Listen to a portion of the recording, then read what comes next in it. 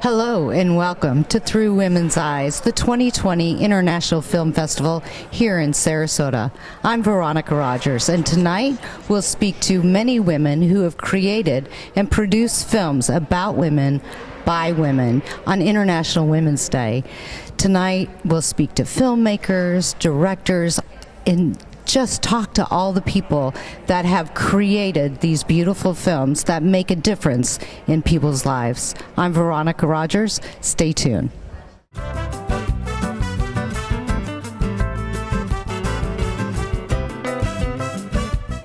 We're here with Debbie Vale, the film festival director. So Yes. Tell me a little bit about the festival this year. Well, this is our 21st year for Through Women's Eyes International Film Festival. And this year we had 19 different countries around the world represented in our film festival. All 6 continents, not Antarctica, of course, but all the other continents were represented. We had 37 films we showed. And we also had, for the first year, an emerging filmmakers showcase where student filmmakers and filmmakers who are just starting out were able to show their work. And that was judged by a jury. So it was a new experience for us. And the filmmakers seemed to really enjoy it. So 37 films. How many did you have to preview? Well. And how long did it take? We had over 300 films submitted to us, and we had 50 volunteer screeners who watched all those films and helped to whittle it down to the cream of the crop, and then we got to select the ones that we thought would be most appreciated by our audience. And so it was, we began last July, so it's a long process. It doesn't happen overnight. And what were some of the things that you did through the screenings? Like, what were the things you were looking for in a film? We were looking for films, of course, made by women or about women's issues that showed a different point of view or showed a woman's story. We have documentaries, we have narratives, we have features, we have shorts. We even had some 2 animated films, which were wonderful. So we got to see a lot of different things. And how do you hope that these films impact people's lives? You know, I was listening to the audience after they would come out of the films, and what I hope is that these films spark conversations, and they seem to. Some are touch your heart, some make you cry, some make you think, and some might provoke you a little bit, you know, just so you can keep thinking. And so that's what we want. We want everybody to have conversations and to listen to what the filmmakers have to say and maybe alter their point of view a little bit so that we can be a more inclusive world. And we're all looking for that gender equity in the world, and that's what we're hoping for. And on International Women's Day, we celebrate women in many ways here. Right. And on this weekend, so much that you've had to put together. Tell me a little bit about what that took.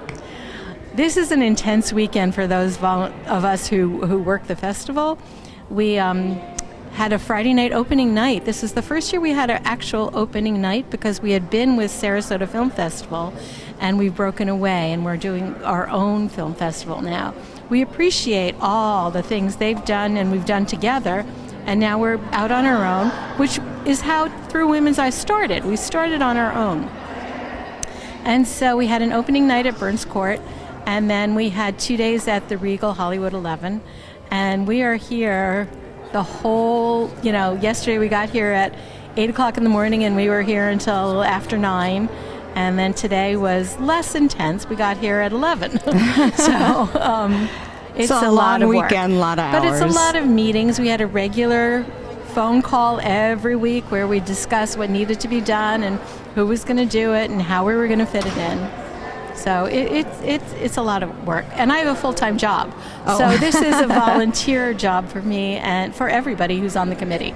And I so appreciate all the volunteers we have.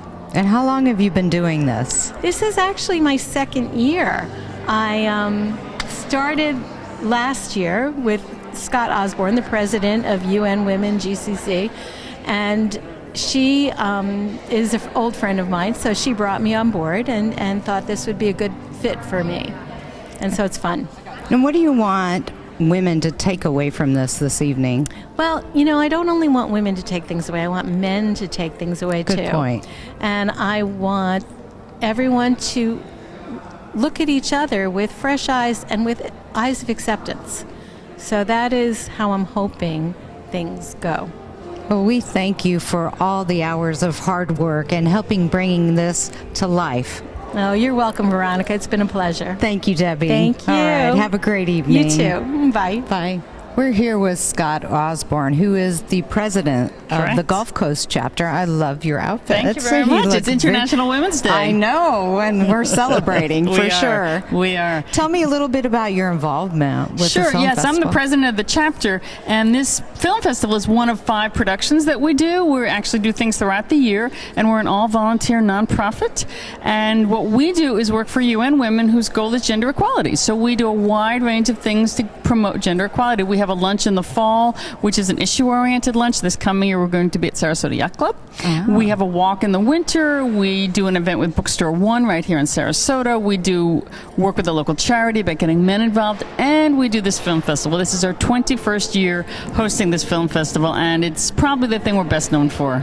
And it's an amazing event. Tell me a little bit about what it took to put this together. Oh, sure. We start in August, actually. We have, as I mentioned, a lot of volunteers. We screened over 300 films to end up with the final 37 that we saw this weekend. And this film festival is interesting because it began as sort of one film, the brainchild of a woman 21 years ago, to bring women's voices and women's perspective to the big screen. And many people don't realize how marginalized women are in film and the media. Even though we're sitting here today, an interesting statistic is that the highest of the top grossing films in the past 12 years, 94% were directed by men. 94%. Wow. So women aren't even really in the field. So this film festival is a way of bringing women directors, women producers, and women's perspectives to the big screen. But we also have some films directed by men.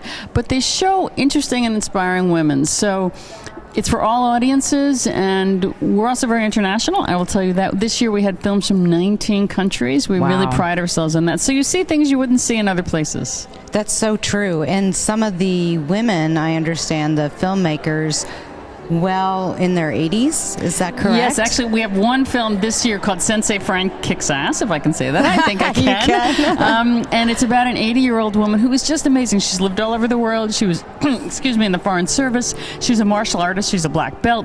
But she just has this vibrancy for life that is inspiring. There's no other way to describe it. She's funny, and it's really fun to see things like that. But we have a wide range. We have films from the Congo. We had 3 from Israel this year. We had a film from Iran.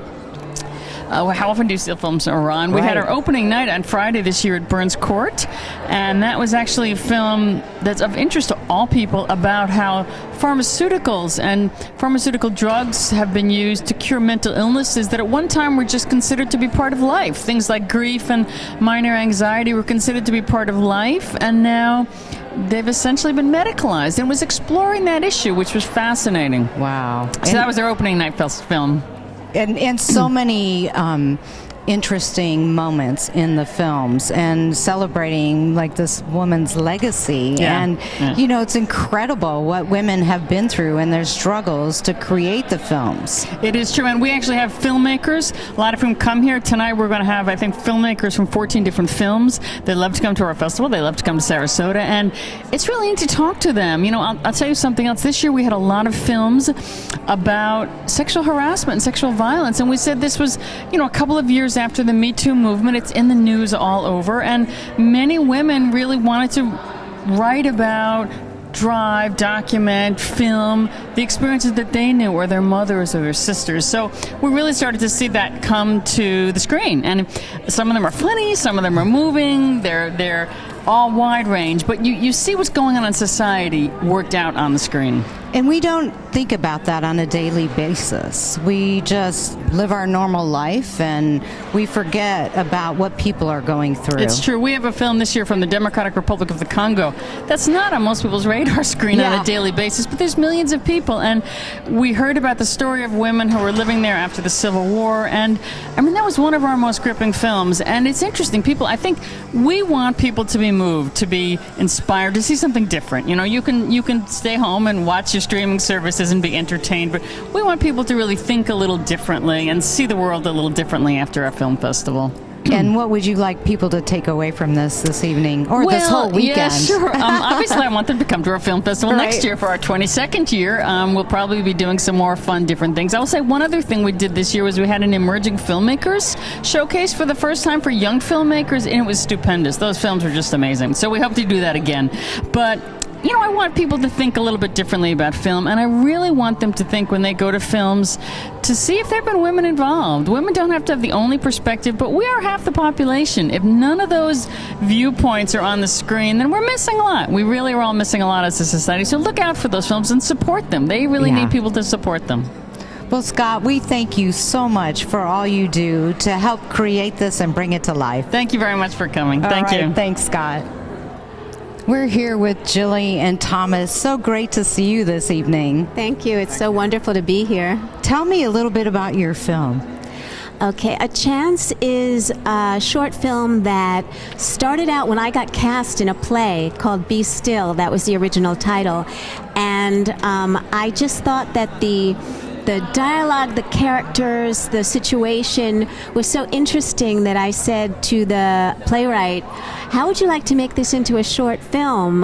We can add some flashbacks to show what the characters, like what brought them to this point, and sort of get them off the park bench, because it was all on a park bench, because it was a play. So, and he was like, that sounds great, you know. And I want to add that I also particularly thought it was a great thing to get out there, because he took a play that originally was written for a man and a woman, and he said, you know, your energies and the energies of Karen Irwin, the other actress who he cast in it, you are so different. I want to see you two as the ex-lovers. Your energies would be so interesting as ex-lovers. I was like, great. So that already, you know, making it an LGBT film, it brought up all these things that we could add in the flashbacks about, you know, I mean, in this world right now, there's so many repressive right-wing governments where they're very, you know, they stamp down and tamp down and make loving someone else if they're the same gender illegal. So I thought that was a important thing. Take progress away, progress that we already gotten, and try to regress. Yeah. In the U.S., we already have we had the progress, and it's just crazy. So I thought that was like, oh, down here. I thought that was important. So the whole film was about your relationship and the dynamics of. Yes, it was kind of like two ex-lovers meet on a park bench, and my character, she just came out of rehab, and and then sparks fly between the two, and conflicts are brought up, but there's still something there. It's like, does love ever really die if you ever love someone, even if it's over? And it's intercut with flashbacks to what happened to get them to that point to be exes, and then there's a twist in the end. And also, like, the idea about not only is, okay, it's all about love is love, but also love is complicated and not easy for anybody. Right. And, you know, you have to, like, take care of each other in a relationship. You have to look out for each other. You And have to work on it, and a relationship is a work of art, in a way. That's a good way to put it. You choose every day to be with a person. I mean, you don't have to be, you know. It's kind of watering a plant. And so, keep it Thomas, tell me, what was your part in the film? I'm the husband of lovely Jill, and we're always looking for projects that Jill, as an awesome actress, can shine. So when she told me she wanted to produce this, make it into a short film, so right on. And I work in post-production. I'm a musician. I do soundtrack work for all kinds of films. Just did a feature film starring Peter Green, a psychological thriller. And through necessity, I edit, I shoot, I sound design, just because it needs to be done. And we want to spend all the money that we have on getting the film in the can and not spending it on some studio, but not. And over the years, I got pretty good at it, at editing and post-production. Did a bunch of jobs at it. So I co-produced, I shot the film, I sound designed and did the music for it. Can I add something to Please that? do. We are also, what we're looking for also is when we want to make something, put something out there, create something, also it's about making something that'll bring light into the world, that'll raise consciousness, that will, be impactful and in some way has a message. We always want to make something with a message. And what is that message? What do you want people to take away from your film? It's just about love.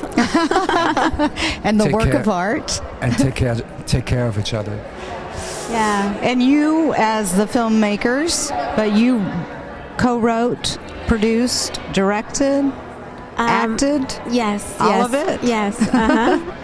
It's amazing. Oh, thank you. Well, the first short that I ever made, I wrote all by myself because he was like, write something, make something. And we've had a band together, and I've written songs, but that was the first thing I wrote. But this actually, it fell in my lap because I got cast in it, and I was like,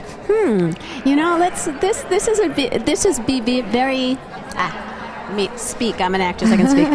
This is very different from our first one, which was about a school teacher who found out that children in her classroom were going hungry because of the cuts to the SNAP program. Wow. And she wanted to do something about it, and she confronted her congressman. And this is like a love, about a relationship that just like crashed, but they still feel for each other, but it's very different. I may add, as an independent, because you say, you produced, you acted, and co-wrote.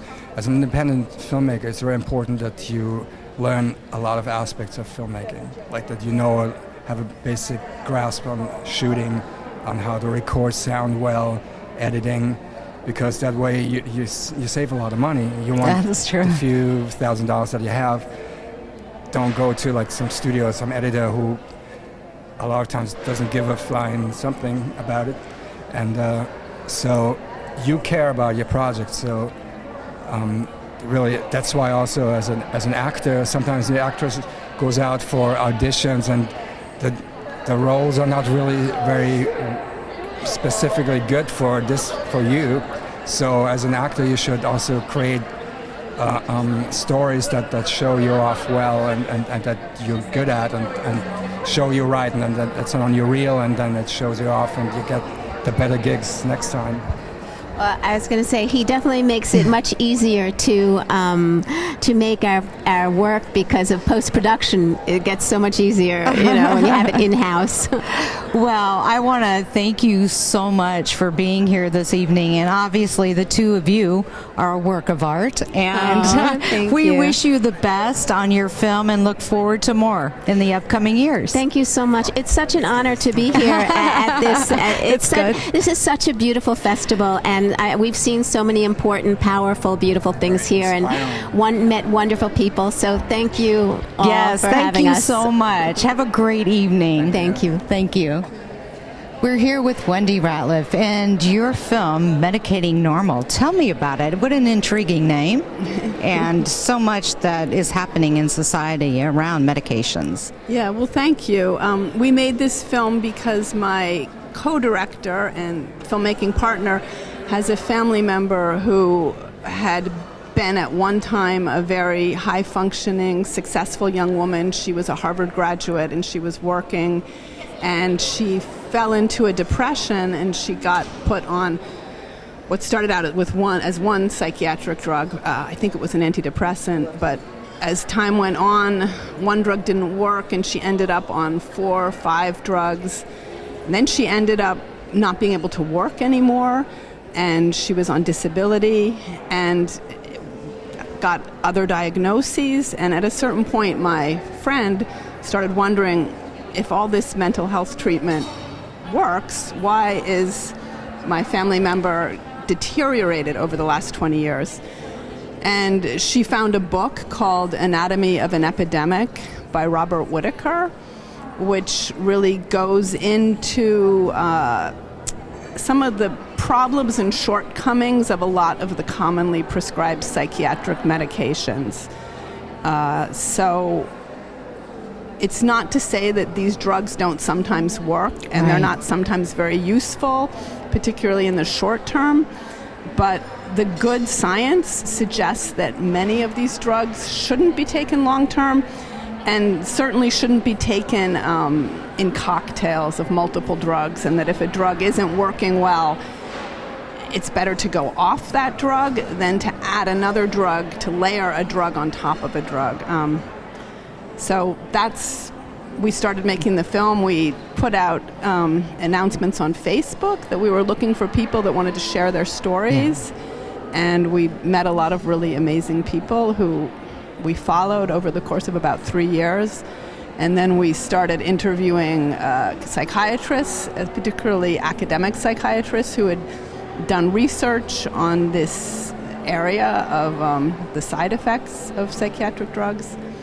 So what are some of the things that you learned through doing this film, not just about the medication, but about the people and their lives and how this has affected them? So one of the big things I didn't know was that a lot of psychiatric drugs, I would say most of them, so that's antidepressants, the anti-anxiety drugs like Xanax, the ADHD drugs, and the antipsychotics. All of those drugs, if they're taken every day for many years, will be very hard to stop. So people have very, very severe withdrawal, particularly from the drugs like Xanax, Ativan, the so-called benzodiazepines. And when I say severe withdrawal, I mean people's lives are really upended. So that take was a whole big life turn. And like you said, they can be at any age too, from adolescents to elderly population, depending on what disease process and what they're going through. Yes, one of the things we discovered that we weren't able to put into the film is that the elderly is a big market.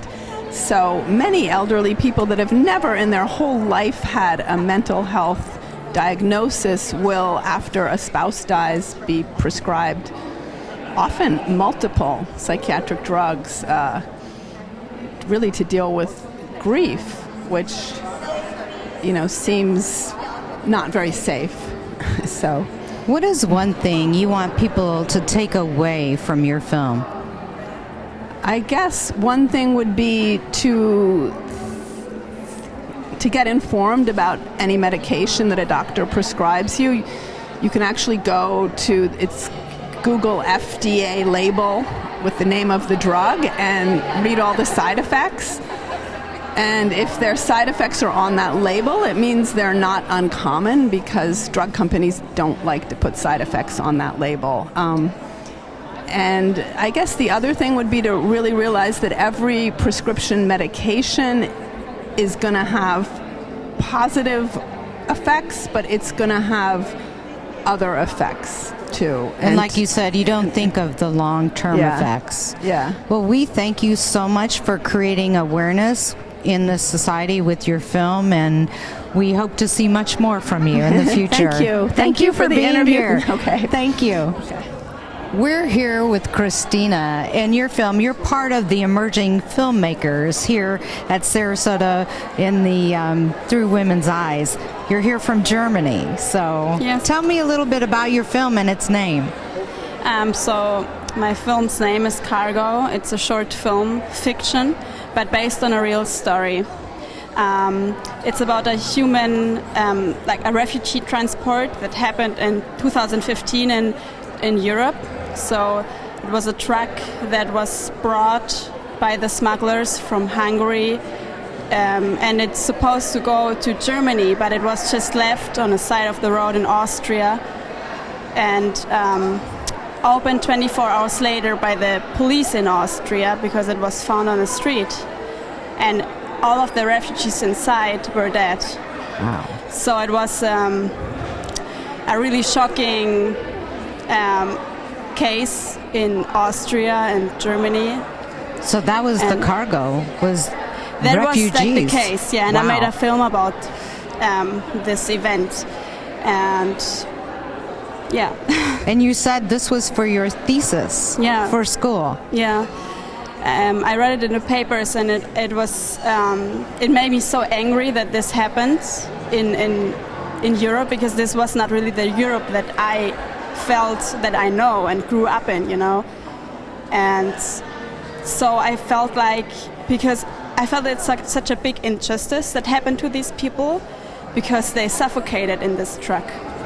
And the smugglers, sorry, this is my son. The smugglers, they didn't really do anything about it.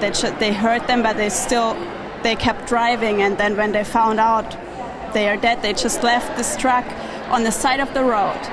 And I felt it's such a big injustice that I wanted to give these people a voice, kind of, and make a story out of it for people to see it, and to trying to make a change, you know, that refugees are more accepted, and because I feel that nobody should be illegal.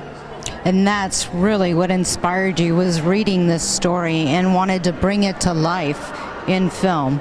Exactly. I read the story in the papers, and it was 2 years after it happened. There was the trial for the smugglers, and this trial was in Hungary, but it was public. So we had a German paper publish a story about it, and what they published was the phone protocol, like the recordings of the smugglers that was taken during this cargo transport, because the Hungarian government monitored these smugglers already, and so they analyzed these recordings, and it was used as leverage against the smugglers in the trial. So that was made public, and that's what I read, and that's what the movie is based on, is this phone protocol. And what do you want people to take away from this film? Well, I want, basically, when you hear a story in the news about, 71 people who are dead in a truck, that's really abstract, and you think, oh my God, it's shocking and crazy, but it's very abstract. So what I want people to feel is have emotions for them. So, and I also really tried to, as the audience, I tried to shoot it in a way that the audience would be like on the same eye level. I didn't want to show them as victims. I wanted to show them as heroes and as people who are brave, and people like you and I, who were brave enough to flee their country, and people who have family and children and dreams and hopes. Yeah, and I wanted, that's so true. Yeah, and so people. I wanted to show them as people, and just make people more, emotional for this topic, and not to be so afraid of refugees, because it's very important. Well, we thank you for bringing this film to life and bringing it all the way from Germany to Sarasota. And we wish you much luck with the film and future in film. Thank you. Thank you very much. We're here with Adam Schlechter. So tell me, through women's eyes and one of the only male directors, producers, how does it feel to be here? I had a great time. I'm really fortunate that the film was selected. It has a really strong and empowering message to women, so I think it belongs here. So tell me the name of your film and a little bit about it and what inspired you to create the film. The film's called And the Brave Shall Rise. About a week after the Parkland High School tragedy, I discovered that there was a series of buses that were going to visit the state capitol from concerned citizens that wanted to speak to their elected officials directly in the chamber. And I thought I'd get on one of those buses and document a moment in history. About a month after I started production, one of the stay-at-home moms that I met on the bus, who's highly concerned about gun reform, decided to run for office. And so Wow. the story became her story. That's inspiring and incredible. Yeah. So tell me a little bit about what you want people to take away from this film. I mean, that was just tragic. Yeah, I guess what I want most people to take away from my film is, outside of it being set in the political world, it's really a story about an American who fights the system, as David versus Goliath. And as we've all read that story, David ultimately succeeds because of their passion. And so Cindy Polo, in this case, a stay-at-home mom who didn't want to tell her son when he's older that she didn't do anything about what was happening in her neighborhood, not her neighborhood, but her community, decided to run for office because she felt like if no one's going to make any changes in Tallahassee, maybe she can be someone to help inspire that change. And how did that affect Cindy's life? Well, from one day to the next, she went from stay-at-home mom to political candidate. She's very, very busy. She's even busier now. I won't give away the ending, but she's extremely vocal and involved social activist who is an extremely inspiring story because she went up against a system that had $500,000 against her, and she had about 8,000. Wow. To run for office nowadays, yeah, it takes a lot. lot. You need as much as you can get, and she really did an amazing job inspiring her community and inspiring her volunteers and just about everyone who was involved in her campaign. Well, thank you so much for being here and for sharing your story. We wish you much luck on the film. Well, thanks for having my film. All right, thank you so much. Cheers. We're here with Vileska and Martin. Tell me about your film. Well, first tell me the name of your film. So my film is Sweet Poison. It's about pesticides used in Brazil. Yes. Are you from Brazil? Yes, I am. Okay. Yeah. And so what inspired you to create this film?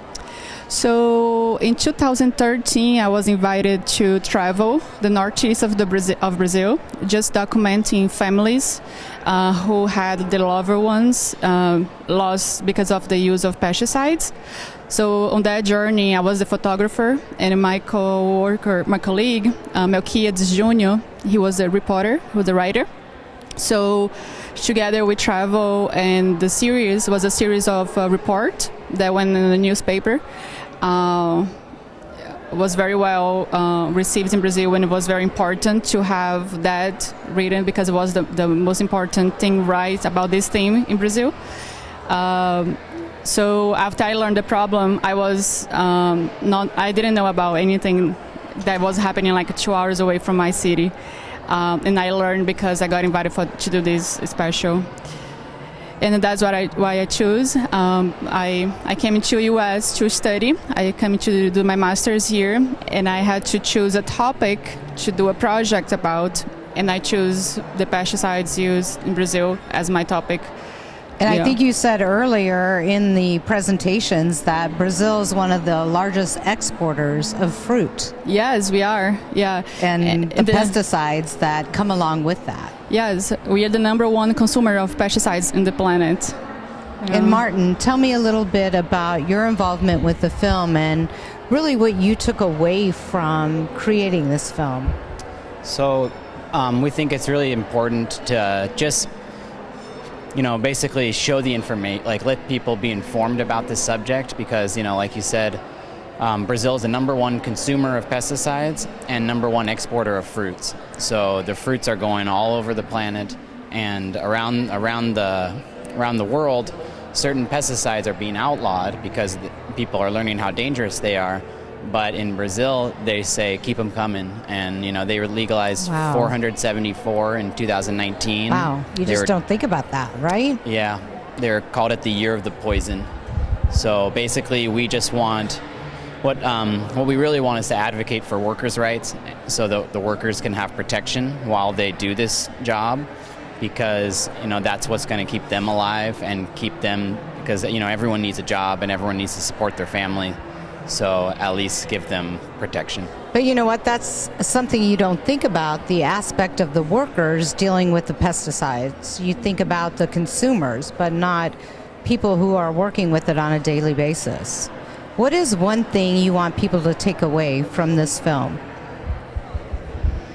Well, we wish that everyone could buy locally, and eat organic, but we know that in certain places that's impossible, or it's difficult, or has a economic hardship.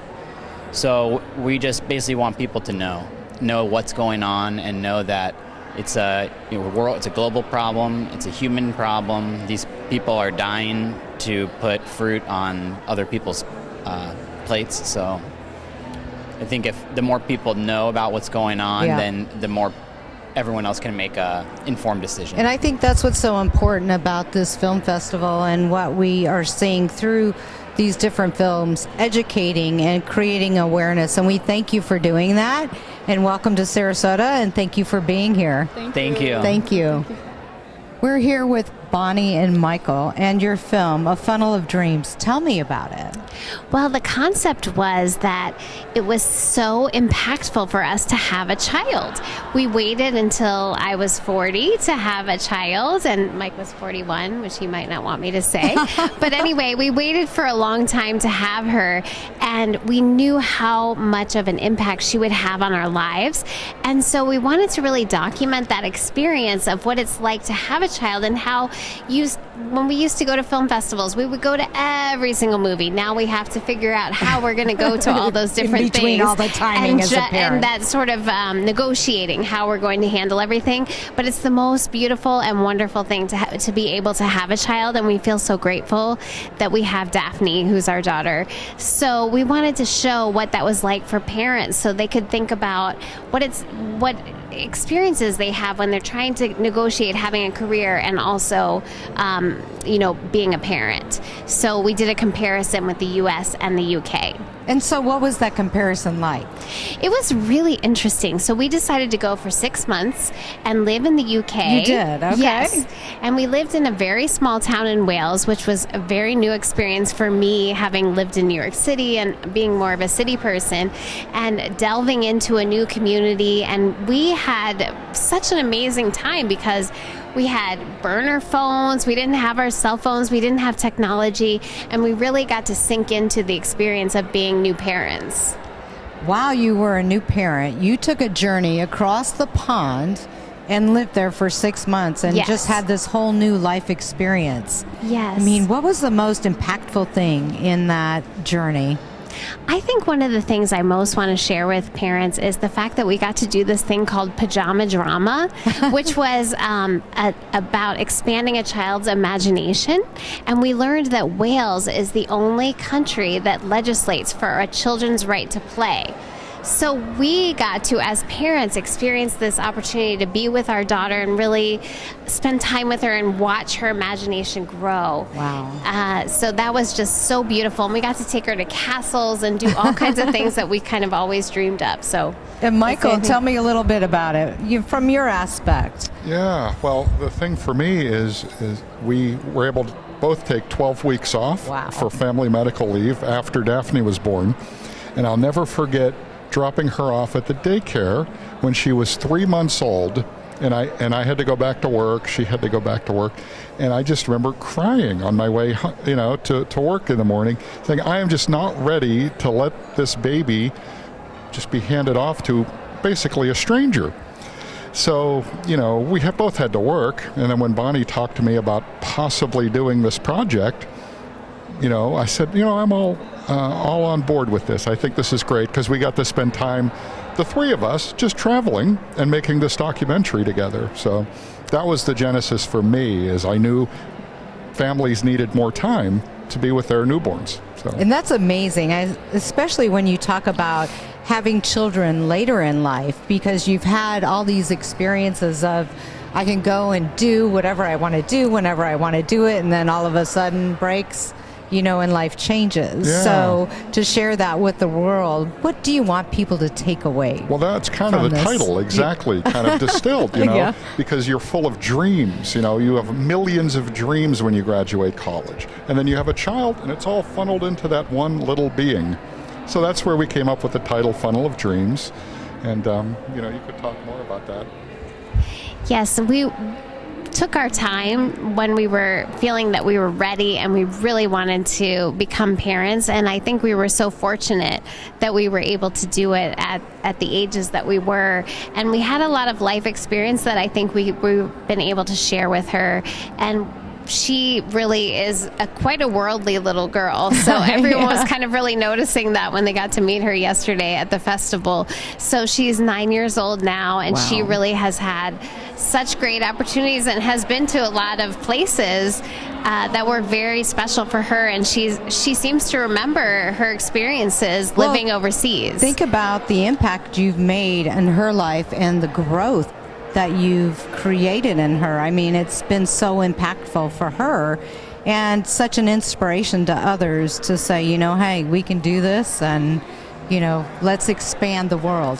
Yes. Yeah. And we hope people will take away also the fact that in the United Kingdom, they do opt for a 1-year time period to be home with children. Now, there are some issues that you'll see in the film about some of the discrimination that parents can face when they try to go back to work after being out for a whole year. But we still think that that's such a great thing that other countries offer such a long period of time for parents. That is amazing. And it was really neat to meet some of the moms and hear them say how special it was to have that opportunity. Well, we thank you so much for sharing your story and for being a part of the festival. Thank you. Yes, thank you so much. Thank you. We wish you much success on the film. Thank you. All right, thanks. We're here with Simone. Tell me the title of your film. My film is called Sensei Fran Kicks Ass. I love it. So tell me a little bit about the story. Fran Val is my 81-year-old friend. She has a 6th-degree black belt in judo, a 5th-degree black belt in Japanese stick fighting, or naginata. She teaches skiing and snowboarding up in Pennsylvania. She's teaching right now, actually. Wow.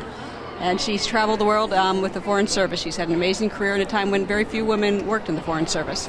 So what inspired you to write the story besides she just sounds incredible? Well, I met her at a local judo club, and I would see many, many male senseis having to bow to her, and so I was instantly intrigued by that. Right. And the more I got to know her, the more I learned about the amazing things that she did. And as a woman, I realized just how many more stories about women I think we need to have out there. And as a woman who's starting to get a little bit older, I realize we also need stories about older women and older people who are still living life fully and productively. Well, I think that's so important. It's about their legacies, right? Because we think about our lives and things that we've accomplished, but think about someone who's 81 and all the things that you're celebrating in this film that she's done. What do you want people to take away from this film? I want them to take some of her courage away, her fearlessness about life, about accepting that, sometimes as you grow older you have a few aches and pains or whatever, but keep going forward. She really has worked hard to make connections with people, to be a positive force, to teach people, and to learn and grow through teaching and connecting with other cultures. Well, we thank you so much for being here this evening at Through Women's Eyes at the International Film Festival. What's next for you? Well, I'm looking for another character, so if people want to go to my website, senseifran.com, and suggest somebody, I would love to hear from them. Wonderful. Well, thank you so much. Many successes. Thank you. Thank you. We're here with Alicia. Tell me a little bit. I love the title of your movie. Thank you. Can you share it with us? Yes, it's I Am More Than My Hair. It's a documentary film about females who've experienced hair loss related to a health-related condition. And tell me a little bit about what inspired you to create this film. It was actually based off of my personal experience with doing a big chop. So I cut my hair in support of a organization that was raising funds for the medical treatment of cancer for women of color. And to my surprise, people criticized me for cutting my hair. Really? I heard a lot of Bible quotes about a woman in her hair and her beauty and her, it's her strength and glory, and I disagree. And in response to a woman criticizing me for cutting my hair, I asked her, would she tell her daughter she was no longer beautiful if her hair involuntarily, fell out? And in the process of her thinking about it, I was thinking, and I was like, I'm going to show and prove that a woman is so much more beautiful. We are so much more than a hair. And I was, working on a book. So I said I would publish a book, but it evolved into a documentary film from then. Wow. Yeah. And tell me a little bit about that journey for you. I mean, the creation of and all you've gone through. Blood, sweat, and tears. Right? It has been a beautiful and challenging process all at the same time. But I think the blessing in it all was meeting so many women and younger girls as well, and connecting with them and telling their story. And I connected with them from other groups and organizations that put out my post for call for participants. So everyone connected with me from that post, and it's been amazing. And so, Through Women's Eyes, Yes. this international film festival here in Sarasota. Yes. How did you find out about us? Oh, I found out about. So I did a Google search at first, and then afterwards I went on Film Freeway, and then because I'm a first-time filmmaker, so and then I went on Film Freeway and I put a search for women, and women came up. The first one to come up was Through Women's Eyes, so that's how I submitted my film. And as a first-time filmmaker, Yes. some of the challenges. What would you say to other first-time women filmmakers to make it maybe easier, or to just give them that hope to push through the struggles? Oh, I would say persistence and determination definitely pays off. I know that the challenge usually with filmmakers, because since this is my first film, I didn't know the challenges beforehand. And the one that has been the biggest is funding. Because making a film is not a cheap process, and I didn't know that. And I think had I known before, have to think about it, I'm not sure if I would have done it, but I'm glad that I kind of just jumped in, foot forward, and didn't think about it. So I would say, connect with your arts and humanities organizations, connect with grants organizations and Foundation Center, and do some research so you can get, grant funding, which I was able to get, thankfully. And what would you like people to take away from your film? I would like for them to see beauty differently. And to say that it comes in different forms, and it's not a one size fits all, and whether it's hair, no hair, makeup, no makeup, big, small, we're all beautiful in our own way. Yes. Well, thank you for sharing your inspiring story and for creating the awareness in our community. Thank you so much. I appreciate you. Okay. Thank you. Andrea, so great to see you. I'm so glad we had a few minutes to chat during the ceremony. Yeah. So tell me a little bit about your film, the name of it, what inspired you? Absolutely. So my film is called Undue Burdens. It's a short documentary about abortion access, specifically in the Midwest, but dealing with issues that we're facing around the country. Looking at two organizations, one that was an underground abortion service before Roe v. Wade, and one that's a nonprofit working today to help women travel to access their abortions. And I was really inspired by the story of Jane, which was the underground abortion service, and how many women my age didn't know about them. And was like, this is a story that we need to get out there, that people need to know. And it's just a very inspiring thing to see people getting involved, seeing an issue, and being, I can be the solution.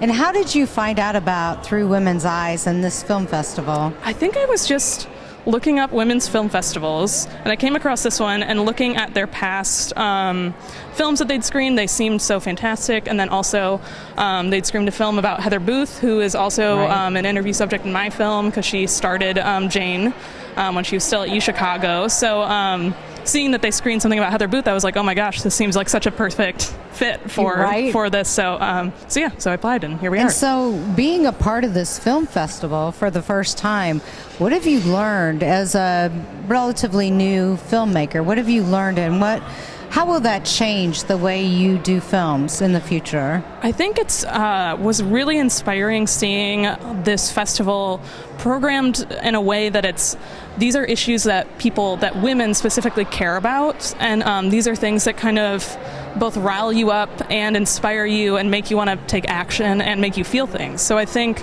just looking at the subject matter and the kind of the type of films that were at this festival, it was really wonderful to take away and think of like a project down the road, what like makes me feel that same way as I felt when I was watching these films.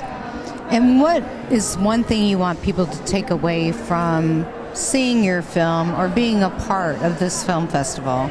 Absolutely. I think what I want when people see my film is to see that you can be part of a solution to a problem. The organization that we follow, Midwest Access Coalition, they're just a volunteer group of women in Chicago that are seeing that there's issues with people traveling to abortions, and they stepped in and they said, we can fix this, we can be a solution. So I really just hope to inspire people to whatever issue you're interested in, whether it's abortion access, whether it's anything else, seek out a way that you can get involved and you can really be part of the solution to that problem. And we talked a little bit about earlier about what it takes. You know, you're saying, oh, I can't put the film out there, you know, while you're waiting to see if you are a player and become a part of the film festival. So tell me what that's like. It's such an interesting kind of circuit to be part of, because you finish the film and then you apply to festivals, and you don't want to put it online right away because a lot of festivals want to screen it first before it goes online. So you're kind of in this waiting period before you find out if you made it into festivals. So it's hard, honestly. Because you want to share. Yeah, you just want to show what your you've film. created. Yeah. But then when you do get to go to a festival and attend and meet people, it makes it extra rewarding to be part of it, because you're like, okay, they saw all these films and they somehow picked mine. So, right, and are they going to pick mine? And yeah. I'm sitting here and I'm waiting to see what happens, right? Can't put it on Facebook, can't do anything. Yeah, and while you're just waiting. of sitting there, and then, yeah, so we're in the phase of like hearing back from festivals. This is our third festival that we've been to, and then doing community screenings as well, and then hopefully later on we'll put it out online in some way, shape, or form. But yeah. Well, we thank you so much for being a part of Through Women's Eyes, and wish you many successes in the future. Thank you so much. And hope much. this made a difference in your life. It was fantastic. Thank you so much. Thank you so much. We're here with Mary and Kathleen. So great to see you this evening. Thank you for having us. Tell me a little bit about, well, first the name of your film. The name of our film is Let Your Sisters Be, a film made in New Zealand. All right, from New Zealand. Yes. A short trip here. Yeah. A couple days. Yeah. So tell me, what inspired you to create this film, and a little bit about it? I would say that the log line is two sisters, middle-aged sisters' journey to a small New Zealand settlement to witness the burial of their childhood abuser. The story came to me after I received a phone call from my sister about 5 years ago, telling me that our childhood abuser had passed away peacefully and unconfronted. And that didn't sit well with me. I thought about it for a while and sat down and wrote the script and rewrote the ending, essentially, just to bring closure and now to get the message out to other women. And how has that helped you? I mean, that's a significant and emotional thing that you've gone through to bring this to life for others to learn. Yeah, it was tremendously cathartic, not only in writing the piece, but also filming. We have a moment where the predator's coffin is being lowered. That was a tough one for me. And for a number of other people on set as well. I think it's such a common situation.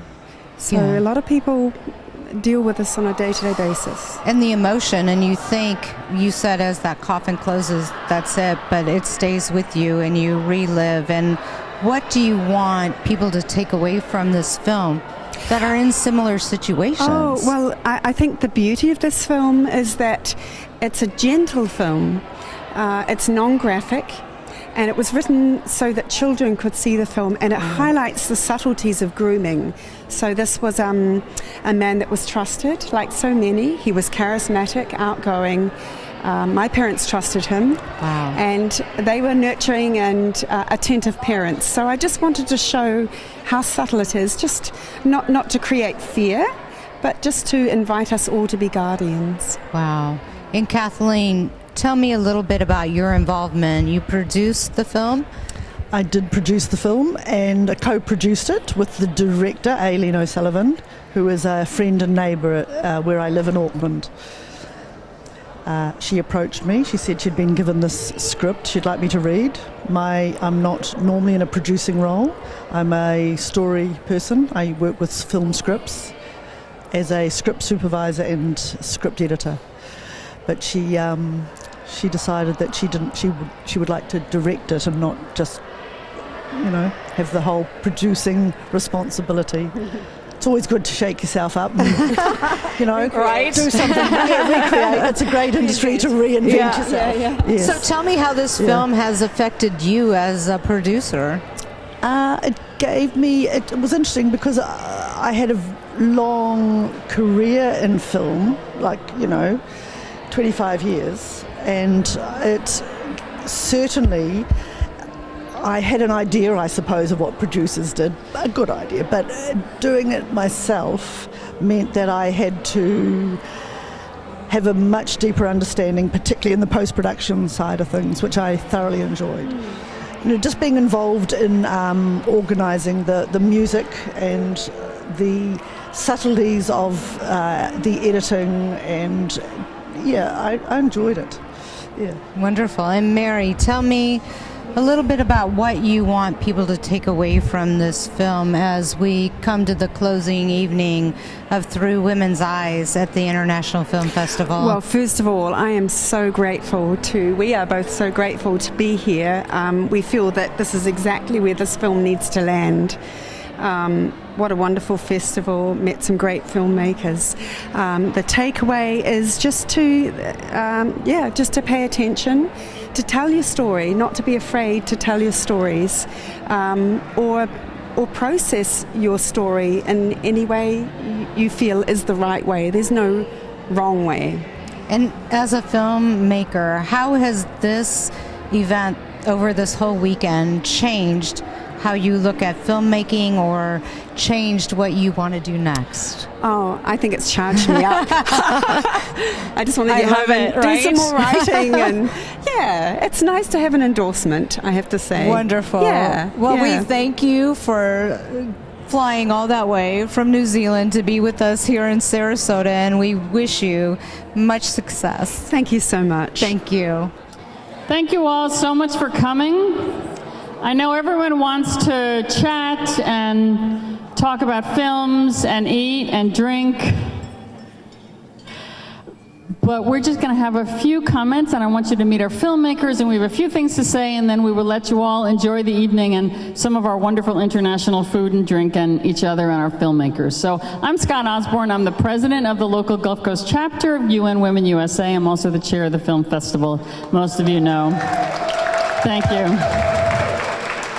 But that's probably a good time. Since I've introduced myself, I will start off by saying this is a team effort. Some of you have heard me say it, but it is 100% true. So I'd like all of our core team to stand up because they really need a round of applause. Chris Martin, Suzanne Chalab, Kristen Seymour, Kathy Berna, Kathy Squires, Debbie Vale, Jen Jula, Phil Thompson, Terry Rixey, Aaron Murphy, Kathy Jordan, Mary Braxton Joseph, and Terry Brackett.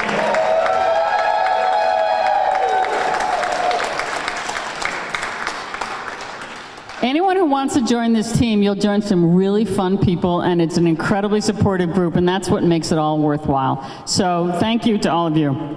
We do this film festival because we think women's voice is important in the media. It's important in all walks of life, but it's especially important in the media and on screen because of the impact that has on how we see our lives, how we see the world, how we see our relationships. The more we see on screen that reflects who we are and the full panoply of humanity, the better off we are. So this is our 21st year. We're delighted with some of our changes this year. We had an Emerging Filmmakers Festival for the first time this year. We had an opening night at Burns Court for the first time, and we're absolutely delighted with all that. So I think many of you have been there, and we really appreciate it. This is also a very, very important time for me to thank our sponsors. We could not do this without our sponsors. This year we have 3 key sponsors: Aslo Repertory Theater, Cineworks, and the Michael Burns Group of Morgan Stanley.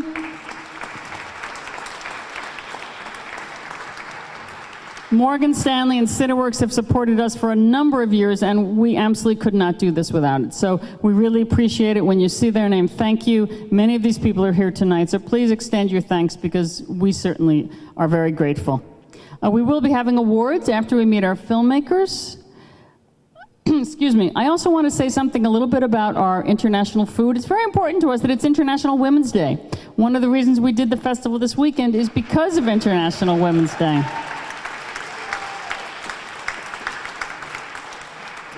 We had films from 19 countries. I think many of you saw those films. You just go through a tour of the world through these films. I think some of them were very hard themes. We feel very strongly that when you leave some of our films, we want you to be moved. We want you to think differently. We want you to see things differently. You might not love them all. You might say that some of them are very, very hard to watch. But that's important to us, that something changes after you've seen these films. So you take this tour of the world through us, and in addition to having filmmakers from 19 films, we have food from all over the world. We felt very strongly that we wanted to support women and others who make food from all over the world. So today we have food from Kazakhstan, France, Japan, Vietnam, Argentina, Mediterranean, you can pick your countries for that, Mexico. And so we're very, very grateful. And I'm especially grateful to Jen Jula and Phil Thompson, who were able to organize this for us. Thank you. We welcome the Sarasota chapter of the Florida Association of Women Lawyers here with us for the first time tonight. Please give yourselves a round of applause. If this is your first time, please consider doing more with our chapter. We have events throughout the year. We have our membership chair here tonight. We do all kinds of things, as I say, throughout the year. So please consider doing more with us if you'd like to. In addition, last thing, we have art on all these tables. There's, it's not all made by women, I take it back, but it's not all made by women, but we have unique and interesting art at every table. All of it is for sale, and we get a proceeds from all of this very interesting international art. Almost every table is different. Every table has a price. Jen, raise your hand. We can take your credit card. Would love to sell you these works of art. So everything in the center of your table is for sale. Please take a moment and read it. They're all different. So after we finish, if you'd like to walk around and look at some of the works of art, please do that. They're all fascinating, and we're very grateful to the artists for putting these pieces here and donating a portion to UN Women USA. Thank you. We have a silent auction. After we finish talking, please go look at our silent auction. We have, I think, a number of our artists here tonight. I know Christina and Sharon, you're here. Thank you, who made this quilt. If you just stand up for just one moment, we have an amazing quilt made by two of the women in our chapter. And that quilt represents the Sustainable Development Goals. I don't know if Joan Libby Hawk is here, who made an amazing ceramic bowl. Please go take a look at that. Chris, I know you've donated things from Spirit on Fire. Sorry, were you going to say something?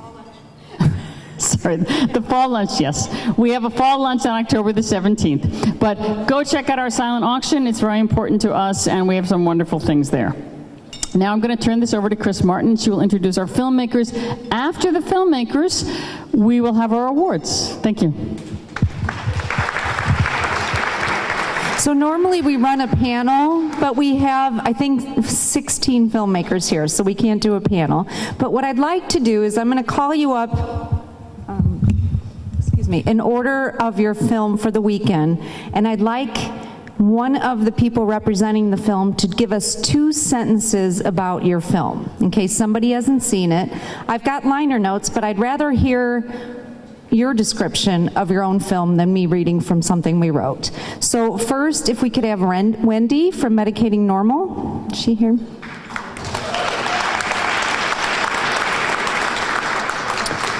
Wendy Ratliff is the director of Medicating Normal, which was our film for opening night. So Wendy, if you could, two sentences, please, about your film, what it's about. Okay, 2 sentences is very hard, but I think we would say it's the untold story of what happens when profit-driven medicine intersects with human beings in suffering or in distress. Wait, Wendy. So what I'm going to ask you guys to do is if you can kind of line up in order. And then when we're done, after the awards, we've got posters around the room, and I'm going to ask each filmmaker to go to their poster, and that'll be a great opportunity for you to ask questions of them. So that'll be your opportunity. Okay, for Let Your Sisters Be.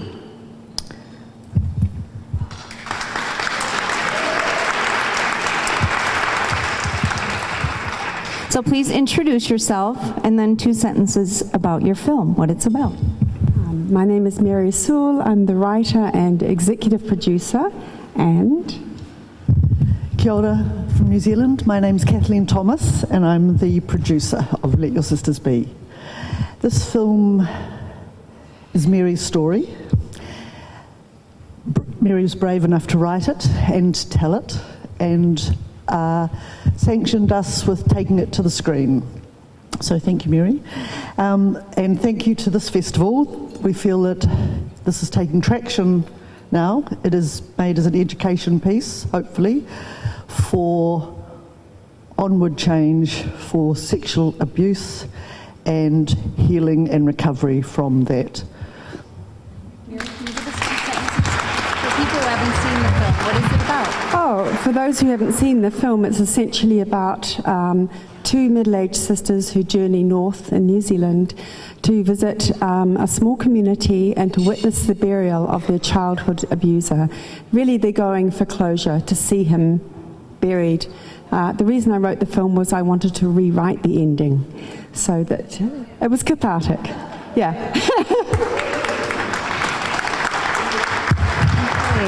A chance.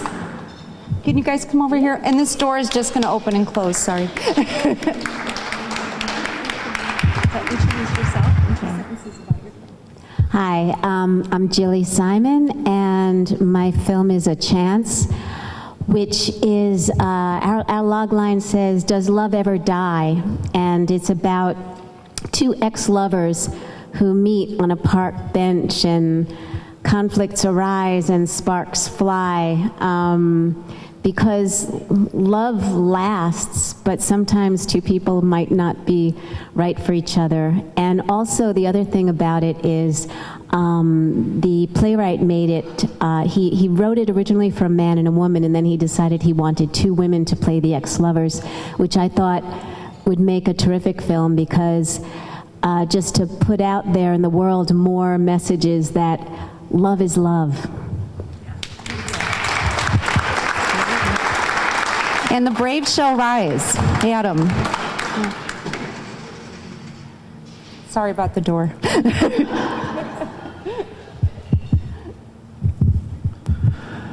Hi, everyone.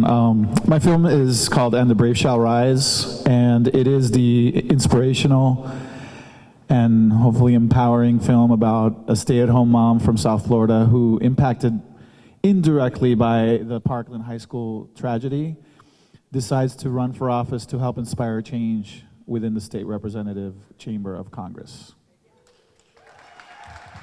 Thank you. Bundle of Dreams.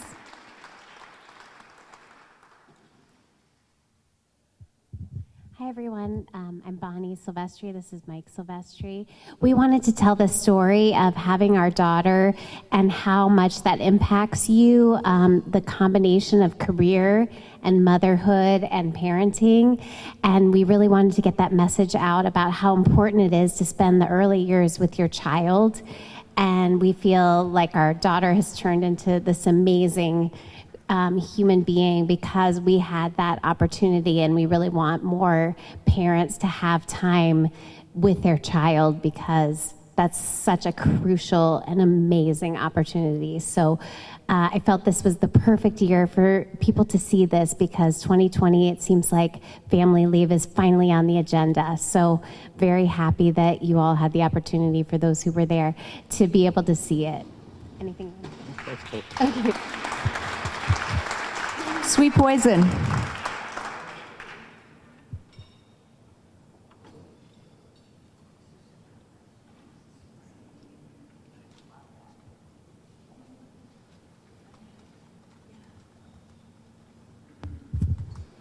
Hello everyone, my name is Vileska. I'm the director and writer of Sweet Poison, and he's my husband, Marty Theo. I think Sweet Poison is about connection, is about love, is about family, is about food industry. Yeah, so I think that's what I have to say. Yes, we basically just want people to be aware of what's going on in Brazil and what's going on in the rest of the world with their, they, in 2019, they legalized 474 new types of pesticides. And just to show that how connected we are, Brazil is the #1 exporter of fruits and in the planet. So, fruits that we're eating here all the time, a lot of them are coming from Brazil. And, these basically one of the main things that we're trying to advocate for is that these workers need protection. People need jobs, and if they're going to be the ones, if they can't fight the system and they have to work and spray pesticides, at least give them boots and at least give them proper gloves, masks, things like that. So. Cargo.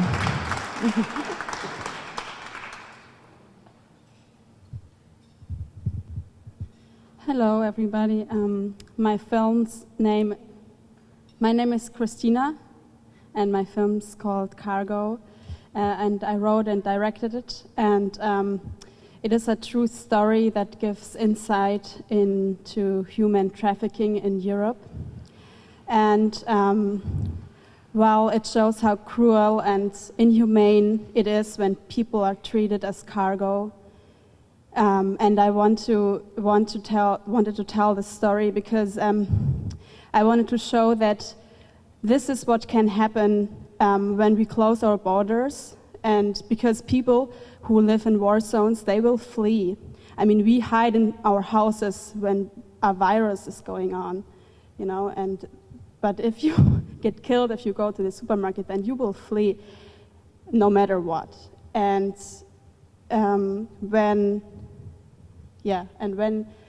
when you do that, you have to do that, and we close our borders. That's how smugglers get alive, and to smuggle these people over the borders. But they don't care about the people's lives, and that's what why I wanted to make this very tragic movie, in that 71 people suffocated in a truck. Yeah, thank you. Undue burdens.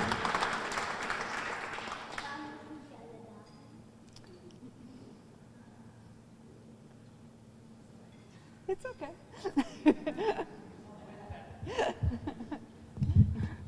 Hi, I'm Andrea Raby, the director of Undue Burdens. Undue Burdens is a short documentary that compares two organizations that work and have worked in abortion access. One that was an underground abortion service before Roe v. Wade in Chicago that provided over 11,000 illegal abortions. And then a nonprofit that is working today to help people travel to access abortions, because really that's the new issue that everyone is facing. You have to go so far, and there's so many barriers to actually accessing abortions. So, yeah, thank you. I am more than my hair. I am more than my hair. Is Alicia here?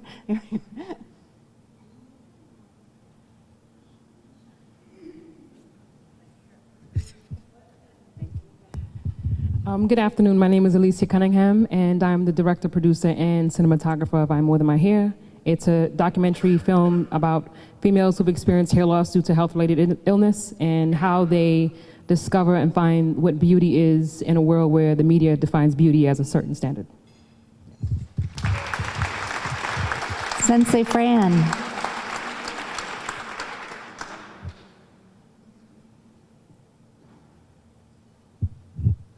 Hi, I'm Simone Fari. This is my husband and co-producer Richard Hall. Sensei Fran Kicks Ass is about my 81-year-old friend, Fran Val, who is a 5th degree black belt in Japanese stick fighting, or naginata, a 6th degree black belt in judo. She's a highly credentialed ski teacher and snowboarding instructor. She's traveled the world in the Foreign Service, and she has an amazing lust for life and energy and desire to connect with people. She's cool. Totally cool. So where is Scott? Are we ready? Yeah. I'm going to hand this back to Scott. Yeah, can we get a photo, Kathy? Yeah. Can we all kind of come in? Maybe a better, do we want to, you frame, you're the photographer.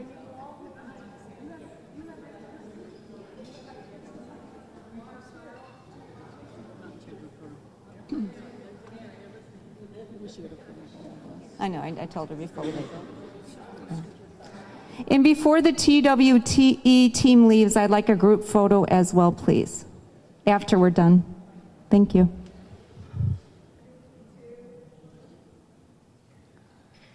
Terrible backdrop. I'll just crop it. Yeah, put the clouds in the back.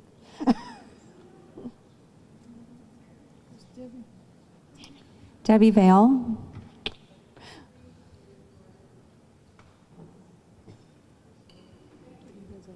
I'd like to just everybody to give a round of applause for our fabulous filmmakers and thank them for coming here.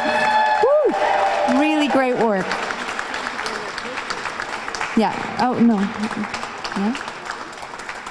Okay. If you guys want to go to your posters, we're going to do the awards. Find yourself. Move people sitting over here.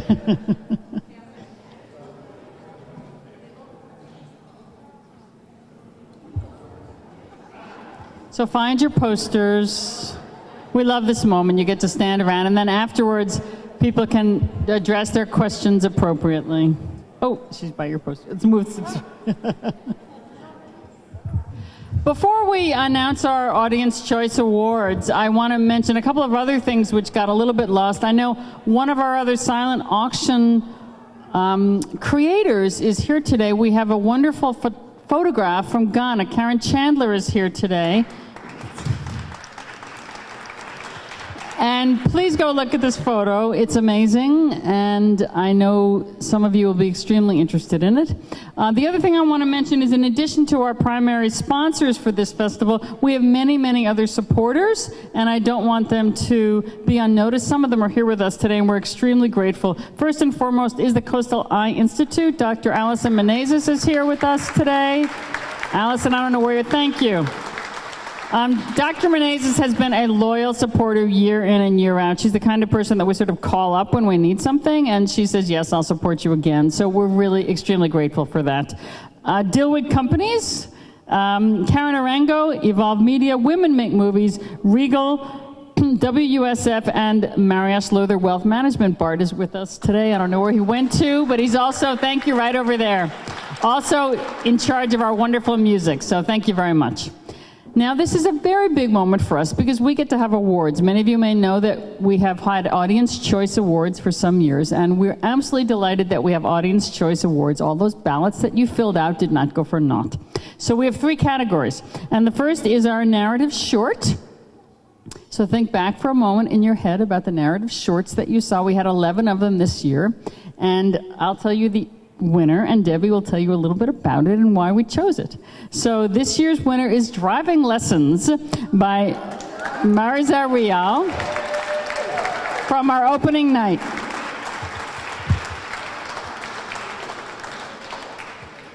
This was the first film I screened this year, and I laughed out loud 3 o'clock in the morning in my pajamas in my house. And I thought, wow, that's really, something to make. I said on the first night that we wanted to have films that made us laugh and made us cry and touched our hearts and made you think.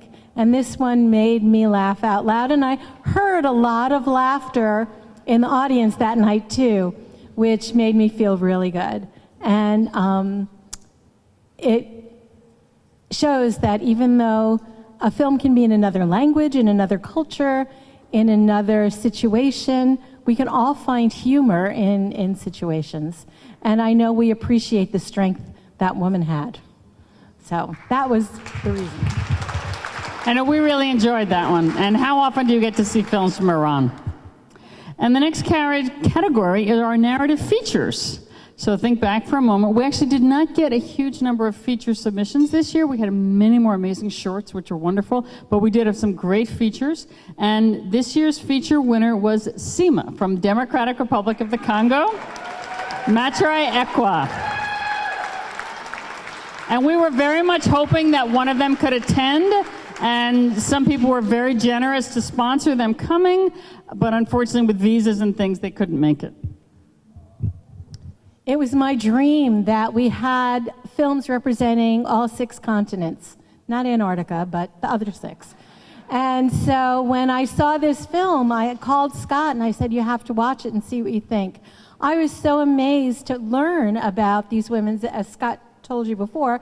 Not only did they live through this horrifying experience, but then they wrote about it and they acted out in this film.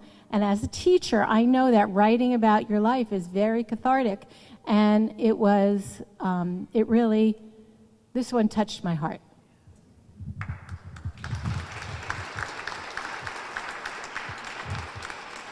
And last but by no means least, our winner for the documentary short. We're delighted we have one of our winners here with us today is Alicia Cunningham for I Am More Than My Hair for our documentary shorts.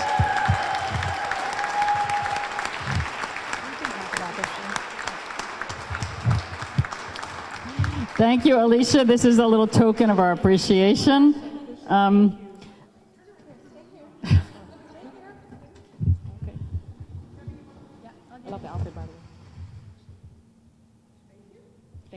We absolutely love this, and we thought it applied to women all over. I remember saying to women, hey, why are you obsessed with your hair, and what's with your hair, and I know you want your hair to look good, and it just touched so many chords about femininity and womanhood, in addition to, cancer survivors and all that kind of thing. So Alicia, would you like to just say one more thing? I wanted to say this festival has been amazing. I think this is so powerful on multiple levels, so thank you for voting for my film, and my work is not done as yet. I'm now making it accessible for people with visual and hearing disabilities as well. So, thank you. Yeah. Thank you. Thank you very much. We're absolutely delighted with all of that. And I will tell you, for those of you who were at our Emerging Filmmakers last night, we had a panel of judges for that. And if you were not able to see the end of it, but Binamoy was our winner and Dead Sea was our honorable mention. So we had a great panel of films for our emerging filmmakers as well. And now we're going to let you eat, drink, enjoy chatting. Please go chat with our filmmakers. They come here for a reason. They have so many interesting things to say. So get up out of your chairs and go talk to them. Check out our silent auction. Now is the time to enjoy it. Thank you all very much. Well, that about wraps it up at Through Women's Eyes 2020 International Film Festival here in Sarasota. Tonight we spoke to many directors and producers, heard inspiring stories about their films and how they make an impact in life. Please get involved, contact them, and be prepared to join us next year in Through Women's Eyes at the International Film Festival. I'm Veronica Rogers, and I hope you'll see you soon.